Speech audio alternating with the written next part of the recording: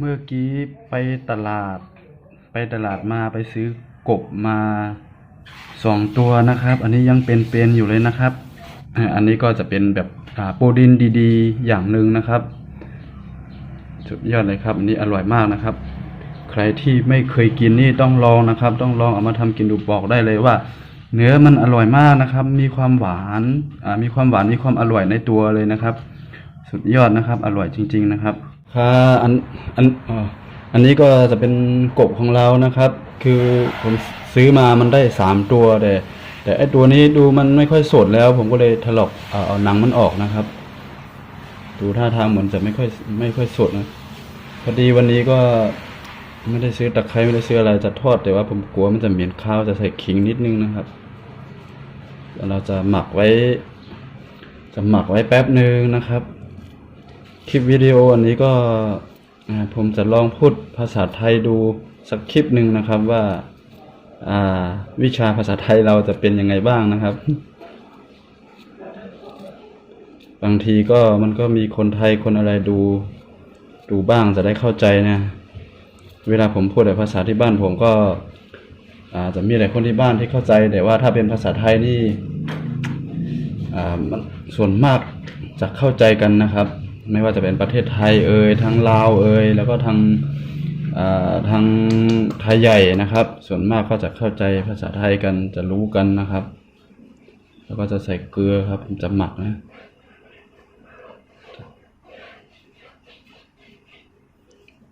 ขาดไม่ได้ก็อาซิโนโมโตะชูรส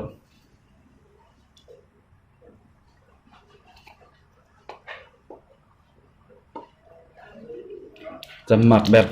บ้านๆแบบง่ายๆนะครับเครื่องปรุงเราก็ไม่ค่อยมีอะไรมากมายนะครับพวกซอสพวกอะไรนี่ก็ตอนที่อยู่ที่บ้านก็ไม่รู้จักไม่ได้กินกันอยู่แล้วนะครับก็จะทำแบบง่ายๆนะแล้วก็อันนี้ก็จะเป็นแป้งทอดกรอบนะครับแป้งทอดกรอบ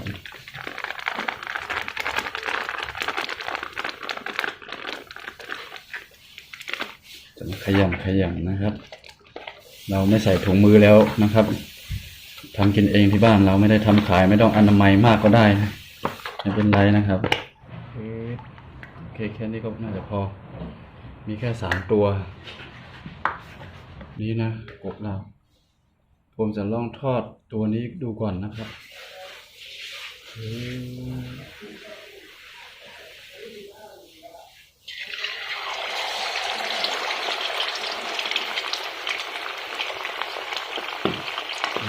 มันระเบิดโอ้ยกินได้กับที่เราไม่ได้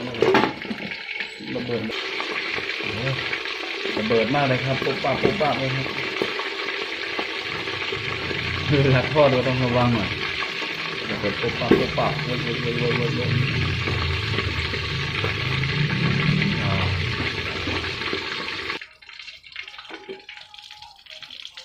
โอเคครับ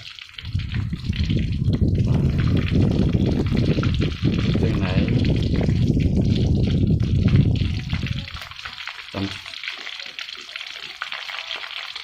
จะสุกแล้วนะครับน่าจะสุกแล้วเอาอีกอีก2 ตัว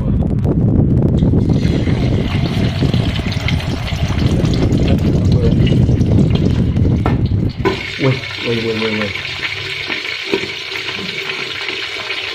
ทอดไปเสียวไป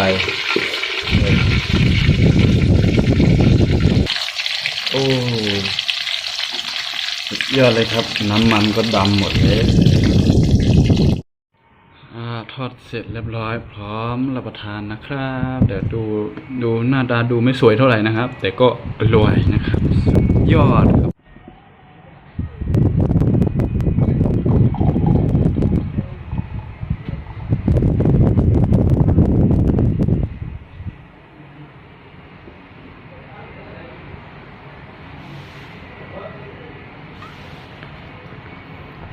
กบทอดกับน้ำเย็นครับผมนี่นะครับมากินกันครับพี่น้องนี่นะกบทอดของ ลาวกรอบๆแต่ไม่ค่อยกรอบเท่าไหร่ครับไอ้แต่หนังนี่อร่อยนะแต่ว่าถ้าไม่มันออกมันดูไม่สวยแต่ว่าเวลากินมันก็อร่อย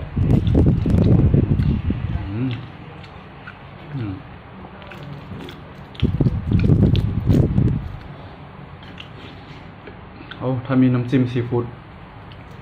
นี่สุดยอดเลยครับ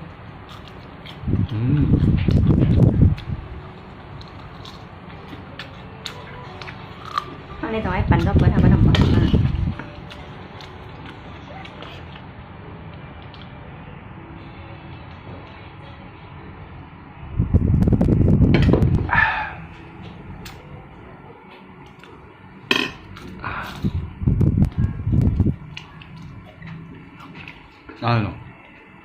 อร่อยสุดยอดครับ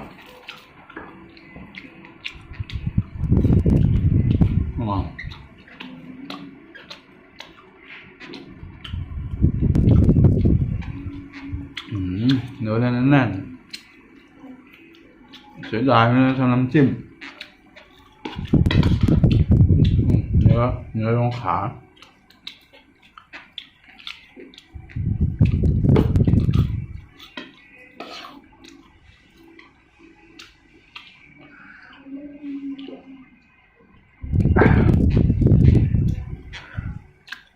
มันอร่อยเหมือนไก่บ้านนะครับเหมือนไก่บ้านไก่บ้านที่เราเลี้ยงตามบ้านตามอะไรเนี่ยไก่บ้านนอก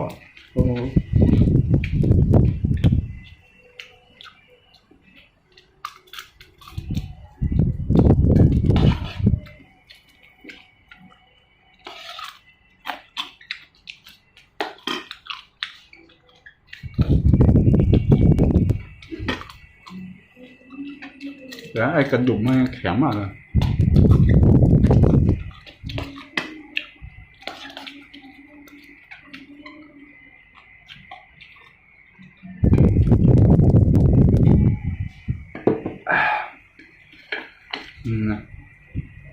อันนี้ก็ที่เอาหนังมันออกแล้วนะครับ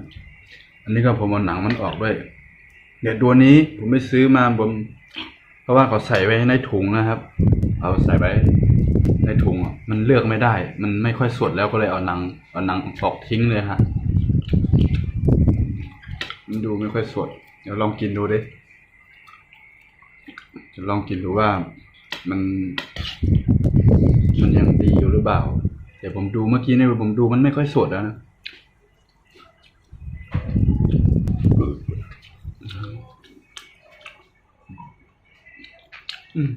อร่อยก็อย่างนั้น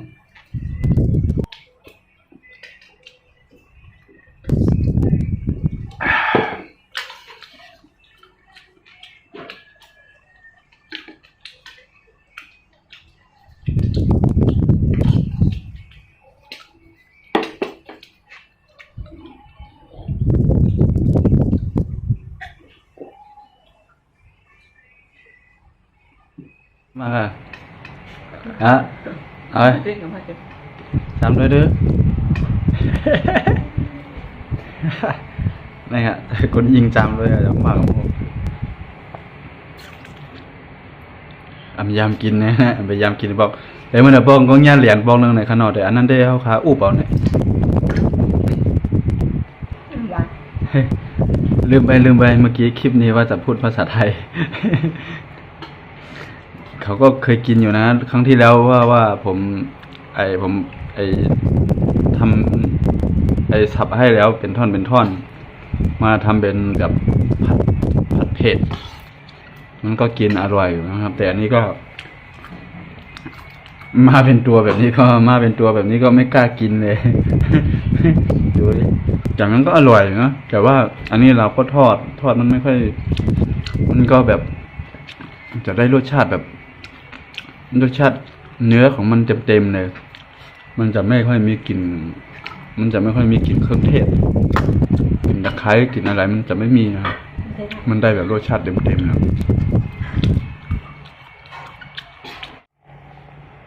สุดยอดครับมีคนดินเบียร์ให้ด้วยนะครับอันนี้ก็เป็นลูกค้า VIP เลยนะนี่ต้องลิ้นให้ด้วยนะครับ ก็เด็กเสิร์ฟของเราครับเด็กเสิร์ฟ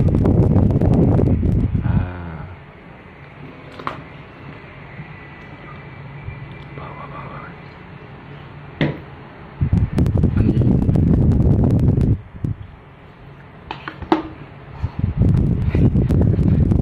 นี่ไม่ได้ตัดเล็บออกเลยยังมีมือมีอะไรครบอยู่เลย